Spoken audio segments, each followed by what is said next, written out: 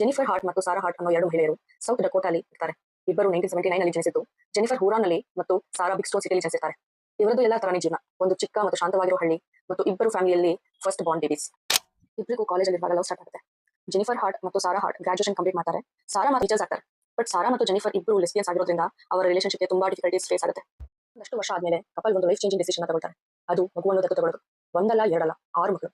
Saira, ಅಬಿಗೈಲ್, ಜೆರೆಮಯಾ, ಡಿವಾಂಟೆ, Hannah ಮತ್ತು ಮಾರ್ಟಿಸ್ ಇವರೆಲ್ಲ ಒಂದು ಹೊಸ ಫ್ಯಾಮಿಲಿ ಆಗ್ತಾರೆ.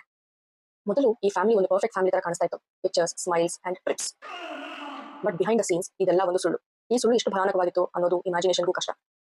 ಬಾಗಿಲ ಹಿಂದೆ ಈ ಮಕ್ಕಳ ಜೀವನ ಒಂದು ಕೆಟ್ಟ ಕನಸಿನ ತರ ಇರುತ್ತೆ. ಟೀಚರ್ಸ್ ಮಕ್ಕಳ ಮೇಲೆ ಗಾಯಗಳನ್ನು ನೋಟಿಸ್ ಮಾಡಿರ್ತಾರೆ. ಈ ಮಕ್ಕಳು ತುಂಬಾ ಭಯದ ವಾತಾವರಣದಲ್ಲಿ ಇರ್ತಾರೆ.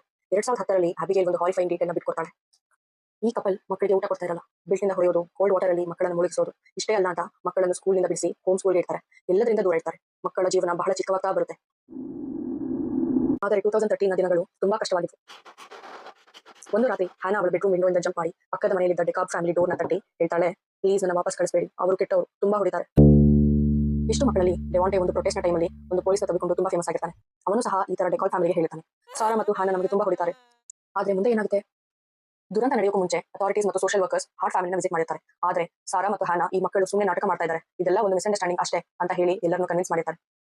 ಆದ್ರೆ ಮಾರ್ಚ್ 26, 2018 ಈ ಒಂದು ದಿನ ಎಲ್ಲವನ್ನು ಚೇಂಜ್ ಮಾಡುತ್ತೆ.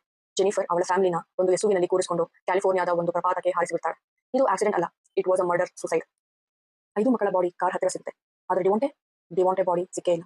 ಅಥಾರಿಟೀಸ್ ಕನ್ಫರ್ಮೇಷನ್ ಪ್ರಕಾರ ಈ ಕ್ರಾಶ್ ಆಕ್ಸಿಡೆಂಟ್ ಅಲ್ಲ, ಜೆನಿಫರ್ ಬೇಕು ಅಂತಾನೆ ಕಾರ್ನ ಪ್ರಪಾತಕ್ಕೆ ಓಡಿಸಿರೋದು. ಟಾಕ್ಸಿಕಾಲಜಿ ರಿಪೋರ್ಟ್ನ ಪ್ರಕಾರ ಜೆನಿಫರ್ ಕುಡಿದಿರ್ತಾಳೆ. ಸಾರಾ ಮತ್ತು ಮಕ್ಕಳ ಬಾಡಿಯಲ್ಲಿ ಡ್ರಗ್ಸ್ ಪತ್ತೆ ಆಗುತ್ತೆ. ಆದರೆ ಈ ಡ್ರಗ್ ಅಲ್ಲ ಟ್ರಾಜಡಿ ಬಗ್ಗೆ ಹೇಳಿತು. ಸಾರಾ ಫೋನಲ್ಲಿ ಇದ್ದ disturbing search history, lethal dose of Benadryl ಅಂದರೆ ಅವಳು ಎಷ್ಟು ಪ್ರಮಾಣದಲ್ಲಿ ಅವನ್ನು ಸೇವಿಸಿದರೆ ಸಾವು ಉಂಟಾಗುವುದು ಎಂದು, ಮತ್ತು ಡೆತ್ ಬೈ ಡ್ರಾನಿಂಗ್ ಅಂದರೆ ಮುಳುಗಿ ಸಾಯುವುದು, ಹಾಗೂ no kill shelter for dogs ಎಂದರೆ ಈ ಯಾವ ಆಶ್ರಮದಲ್ಲಿ ನಾಯಿಗಳನ್ನು ಕೊಲ್ಲುವುದಿಲ್ಲ ಅಂತ ಅರ್ಥ. ಇವುಗಳನ್ನು ಸರ್ಚ್ ಮಾಡಿರ್ತಾಳೆ. ಇದು ವಿಚಿತ್ರವಾಗಿದೆ, ಏಕೆಂದರೆ ಈ ಸರ್ಚ್ ಹಿಸ್ಟ್ರಿ ಪ್ರಕಾರ ಸಾರಾ ಹೇಗೆಲ್ಲ ಸಾಯಬಹುದು ಅಂತ ಸರ್ಚ್ ಮಾಡಿರ್ತಾಳೆ. ಕ್ರಾಶ್ನ ನಂತರ ಎಲ್ಲರ ಪ್ರಶ್ನೆ ಒಂದೇ, ಯಾಕೆ ಈ ಮಹಿಳೆಯರು ಇಂತಹ ಕೆಲಸ ಮಾಡಿದ್ರು?